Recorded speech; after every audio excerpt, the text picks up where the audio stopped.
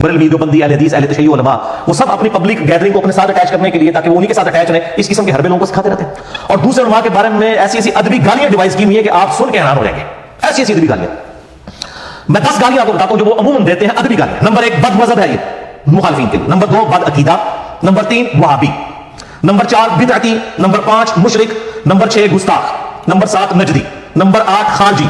Number 9 शैतान। और number 10 बद अकीदा और गैर मुकल्लिद गुमराह। ये तो अदबी गालियां थी। और अगर आपने गैर अदबी और गैर अखलाकी गालियां सुननी हो तो शेख यूट्यूब हाफिज़हुल्लाह ताला व दामत बरकातुहु आलिया, ज़ाहिर यूट्यूब से हम इल्म हासिल कर रहे हैं ना, अल्लाह ताला इसकी हाकमातों को सलामत रखे और बातिल को खत्म फरमाए। आप उसके ऊपर जाके जरा उलमा की, अगर आपने नंगी गालियां सुननी है ना, तो बाजारी लोग भी इतनी मोटी और भारी गालियां सुन के दिमाग में भी कभी आएंगी जो निकालते हैं। तो वो मैं निकालना नहीं चाहता, वो आप खुद जाके देख लें, इतनी इतनी मोटी गालियां निकालते हैं, तो वो उससे देखा जा सकता है। और बाज़ उलमा तो कहते हैं जनाब ये इंजीनियर साहब जो बातें करते हैं इससे तो सारे बुजुर्ग ही खत्म हो जाएंगे। बुजुर्ग नहीं खत्म होंगे इंशाल्लाह। इमाम बुखारी, इमाम मुस्लिम जिंदा है, उनको बुजुर्गी मनवाने के लिए किसी जरूरत नहीं है। हाँ, आपके फिरकों के आपके बनाए हुए बुजुर्ग खत्म हो जाए, उनकी आप टेंशन लें। इस्लाम के बुजुर्ग माशाल्लाह जिंदा है, उनकी सारी इज्जत करते हैं, किताबें उन्हीं के सामने रखी हुई हमने, उनको कोई खतरा नहीं है, उनकी बुजुर्गी को कोई खतरा नहीं है, अल्हम्दुलिल्लाह। और दूसरी तरफ इनका हाल यह है कि मैं इनको अक्सर कहता हूं कि 99 कत्ल तो तुम लोगों ने भी किए हुए हैं, अपने अलावा सारे फिरकों को गलत कहते हो ना। मैंने एक मार के सेंचुरी कर ली, तो मुझे कहते सारे बुजुर्ग कहता है क्या किसी बरेलवी से ही पूछे कि जी तारिक जमीर साहब के बारे में, लियास मोहम्मद साहब के बारे में क्या ख्याल है, गुमराह है? उनको नजर आएगा ये उलमा दीन है। जो बंदी से पूछे कि जी जरा बताएं डॉक्टर तल कादरी साहब, लियास कादरी साहब गुमराह है, चाहे वो जाहिल भी होगा उनको गुमराह कह रहा होगा। ठीक है, अहले हदीस से इनके बारे में पूछे, इनसे अहले हदीसों के बारे में तो आप देख लें, शिया के बारे में पूछे, शिया इनके बारे में, वो खुद जुबान खोल के एक दूसरे के बारे में ये बातें कर देंगे। उस वक्त इनको ख्याल आएगा कि उलमा की इज्जत क्या है। तो ये सिर्फ दर्स देते हैं, लेकिन खुद इनके अखलाकियात जो है ना वो आपने सुन लिया कि ये। और मेरी हालत तो ये, मैं सबसे इख्तिलाफ करके सबको मुसलमान समझता हूं, उनके पीछे नमाजें पढ़ता हूं, ये सबसे इख्तिलाफ करके उनको इस्लाम से भी बाहर निकाल देते हैं और दोस्त की गुमराह डिक्लेयर करते हैं। मैं अल्हम्दुलिल्लाह अहले सुन्नत का एक ऑफशूट कादियानियत जो इंडिया पाकिस्तान बांग्लादेश में पाया जाता है, और दूसरा अहले तशय्युअ का ऑफशूट नुसैरिया जो शाम में पाया जाता है, जो मौला अली इस्लाम के लिए उलूहियत क्लेम करते हैं। मैं इन दो फिरकों के अलावा किसी की तकफीर नहीं करता, तमाम को मुसलमान समझता हूं अल्हम्दुलिल्लाह। बाकी इस हवाले से जो इख्तिलाफात है वो 20 सवालात मैंने मसला नंबर 179 में रिकॉर्ड करवा दिए हैं इंजीनियर मोहम्मद अली मिर्जा अवामुन नास की अदालत में, जिसे शौक हो तो वो जरूर देखें। आज मैं आखिर में इन तीनों मुकाबले फिक्र की किताबें HD कैमरे में दिखा के आपको बता देता हूं कि इनकी अपनी लैंग्वेज दूसरों के बुजुर्गों के बारे में क्या होती है। और मैं कोई इसमें गैर मुहज़्ज़ब गैर पार्लिमानी लफ्ज़ नहीं इस्तेमाल करूंगा। और मैं उम्मीद करूंगा कि जिन लोगों को ये ज़ोम है कि इनसे अगर आप नरमी से बात करें तो ये अपने बुजुर्गों की गलतियां मान लेते हैं, तो उनको देख लेंगे हाँ जी आप इस पार्लिमानी जुबान के साथ जरा भरवा के बताएं इनसे कि अपने बुजुर्गों की गलतियां मान लें। वो नहीं मानते, उनका तो मसला ही कुछ और है। तो वो आप सुन लीजिए। मैं 4 किताबों के हवाले दूंगा। नंबर 1 हुस्सामुल हरमैन, इमाम बरेलवी साहब की किताब। नंबर 2 अल मुहन्नद अल मुफन्नद, खलील अहमद सानपुरी साहब की किताब जो उसके मुकाबले में लिखी गई। नंबर 3 बरेलविया अल बरेलविया, अरबी में लिखी गई, इहसान अली साहब की किताब, ये हदीस अल-मदीन है और उर्दू में बरेलवी तर्जुमा हुआ। नंबर 4 इक्तिदा सिरात मुस्तकीम जो है वो इमाम तैमिया अल मुतवफ़्फ़ा 728 की किताब। ये पहले सबसे पहले मैं आपको सिर्फ बुजुर्गों की लैंग्वेज दिखा देता हूं। ये जरा तमहीद ईमान कवर करने की किताब इस्लामी वालों ने छापी है, मां हुस्सामुल हरमैन। ये 1905 में इमाम बरेलवी अल मुतवफ़्फ़ा 1340 हिजरी मुताबिक 1921 ने ये किताब लिखी, जिसमें 5 कुफर के फतवे लगाए, पहला गुलाम कादियानी पे और बाकी 4 जो है वो उलमा देवबंद और अहले हदीस उलमा के ऊपर। और जो जुबान इसमें इस्तेमाल की है वो मैं आपको दिखा देता हूं, वो पढ़ के भी मतलब सुना दूंगा आपको।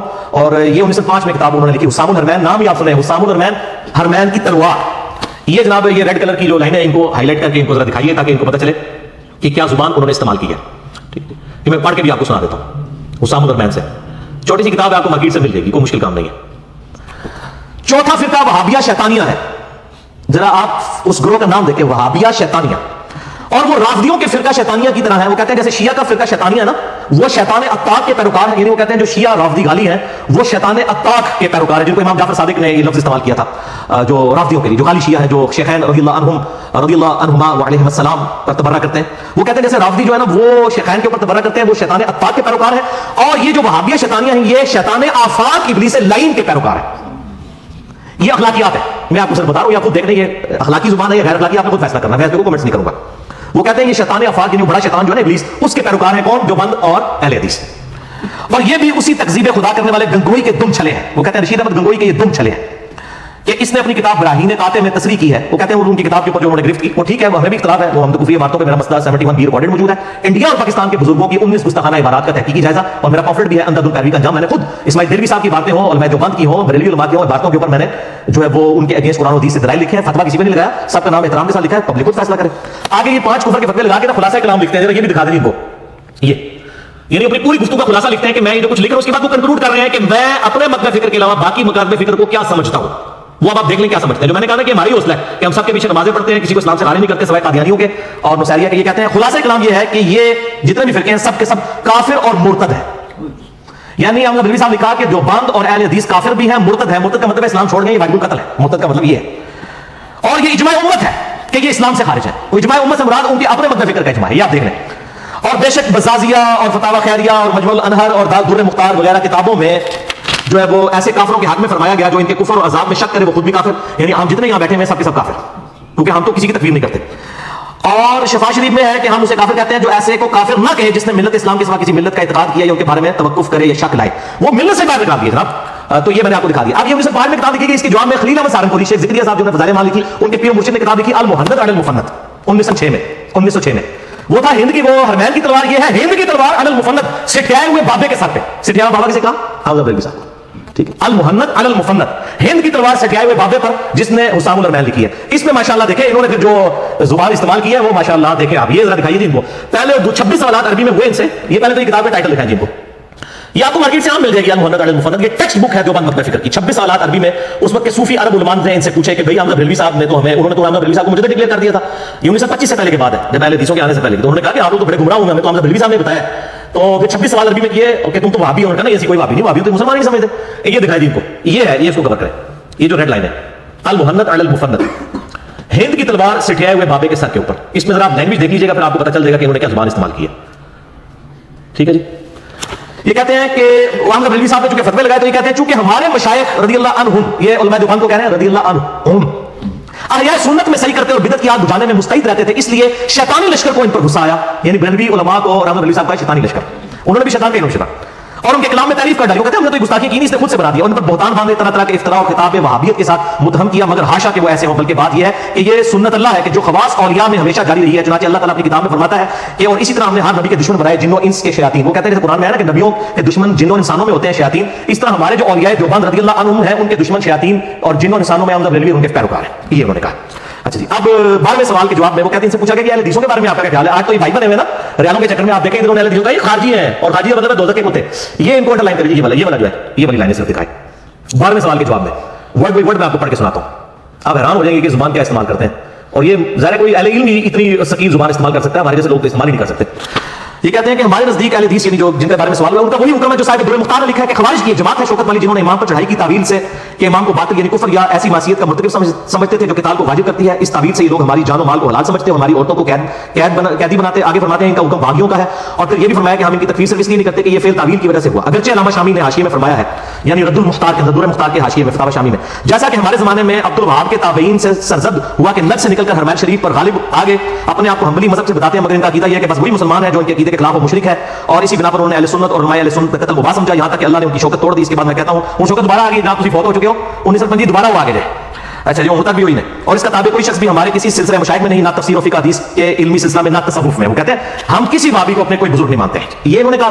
اب احسان اللہ ظہیر صاحب، یہ تو دیوبند کی تھی، یہ جناب احسان اللہ ظہیر صاحب جو ہے یہ انہوں نے البریلویہ کتاب لکھی، اہل حدیث کے بہت بڑے عالم دین، فوت ہو چکے ہیں، اور یہ اردو میں اس کا ترجمہ ہوا 1988 کے اندر، یہ البریلویہ کتاب۔ اس کے اندر تو خیر اس کے اوپر تو 1 گھنٹہ سے بولا جا سکتا ہے، جو زبان انہوں نے استعمال کیا بریلوی صاحب کے بارے میں صرف میں آپ کو ذاتیات والی بات بتاتا ہوں کہ یہ اب ان دونوں پیجز کو اکٹھے آپ کور کر دیں تاکہ ٹائم بچ جائے، کہ انہوں نے کس طرح ذاتی حملے کیے ہیں، یعنی علمی دلائل کو بالاتاغ رکھتے ہوئے بالکل ذاتیات کے اوپر بات کی ہے۔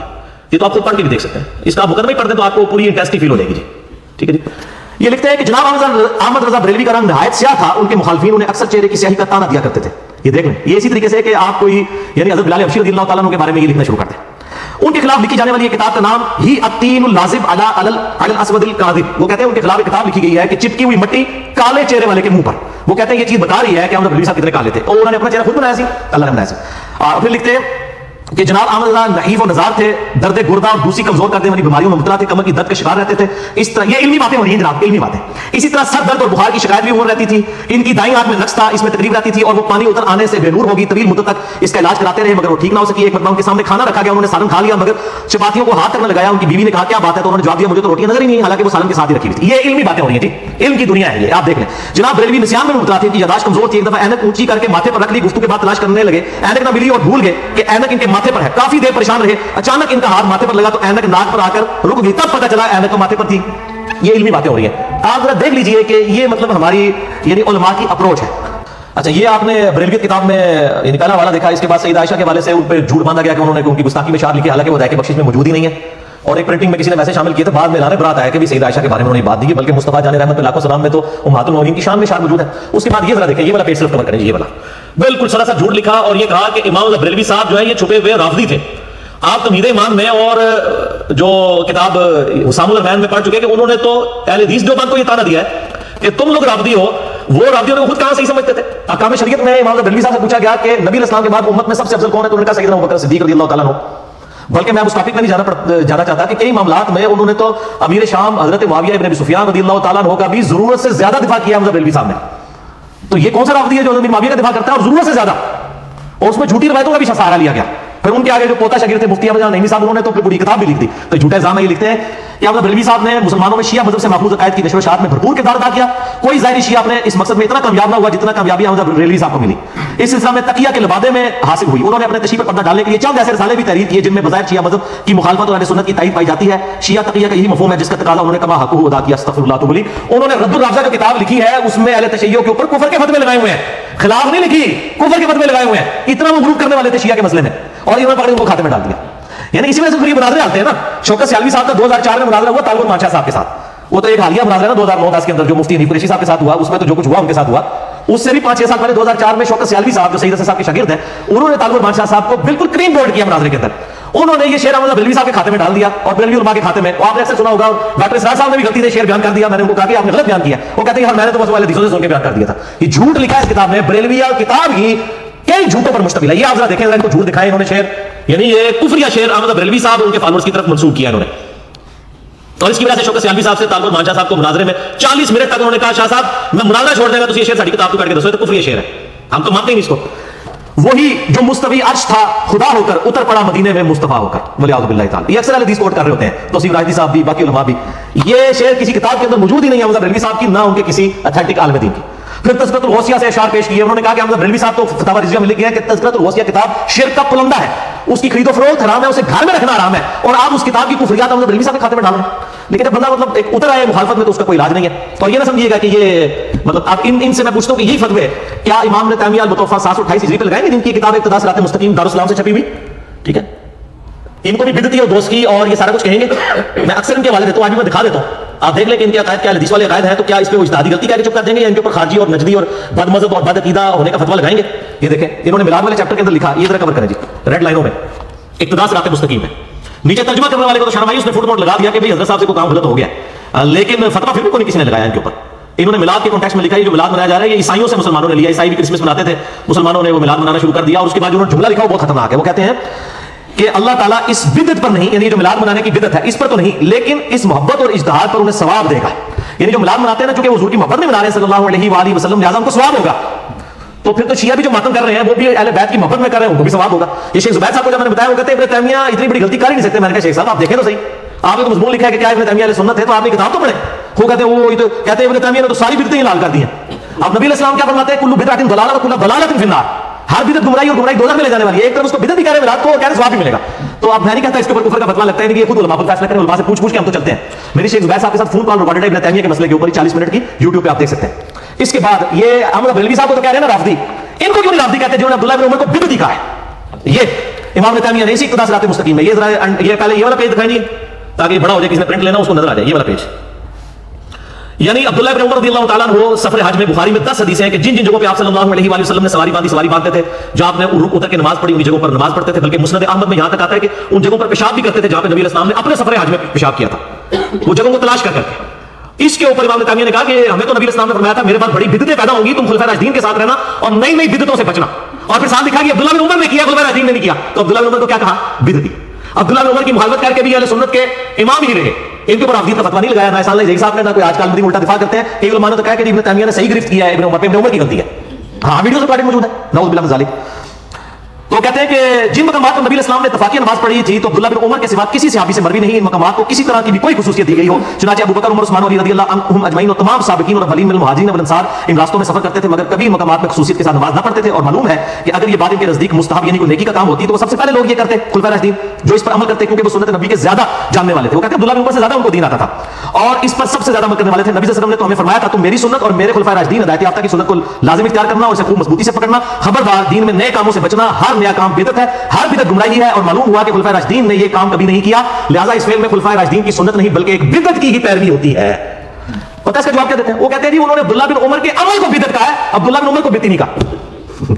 انہیں اپنی پبلک کو ضرور دسیو ٹھیک ہے، وہ بھی ویسے پبلک آج کل کو گھاس نہیں کھاتی ہے، سارے روٹی کھاتے ہیں، ماشاءاللہ کو سمجھ ہے کہ یہ بات کیا لکھی ہوئی ہے. لیکن شیخ زبیر صاحب نے اپنی کال ریکارڈنگ میں کہا کہ بالکل باطل ہے اس کا یہ موقف، عبداللہ بن عمر کا یہ عمل کوئی بدعت نہیں، کسی صحابی نے ایسے بدعت نہیں کہا. بلکہ میں نے تو واقعہ مراج لیکچر میں اس کی سپورٹ میں 4 کتابوں سے حدیث پیش کی تھی کہ نبی صلی اللہ علیہ وسلم کو بھی بیت اللہ میں نماز پڑھائی گئی، اور اسی طریقے سے آپ صلی اللہ علیہ وسلم کو کوہ طور پر نماز پڑھائی گئی نبیوں کے مقدس مقامات پر. سنن نسائی کے اندر حدیث موجود ہے، دلائل النبوہ کے اندر موجود ہے، آپ مراج والا میرا لیکچر دیکھیں، اس میں نے امام تیمیہ کے اس موقف کی رد کیا تھا کہ عبداللہ بن عمر کا یہ موقف بالکل ٹھیک تھا. اور اس کے حوالے سے ایک جعلی روایت پیش کرتے ہیں کہ صلح حدیبیہ کا درخت اکھڑوا دیا تھا حضرت عمر فاروق رضی اللہ تعالیٰ نے، بالکل جھوٹی روایت ہے، کوئی نہیں تھا اکھڑوایا. وہ تو صرف حدیث میں اتنا آتا ہے کہ اللہ تعالیٰ نے اس حوالے سے گم کر دیا کہ لوگوں کو یہ درخت یاد نہیں رہا.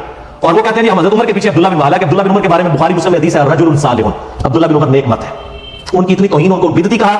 اور جن لوگوں نے سیدنا علی رضی اللہ تعالیٰ عنہ پر ممبروں پر لعنت کروائی، جب ہم وہ حدیثیں لوگوں کو بتاتے ہیں تو ہمیں یہ رافضی کہتے ہیں.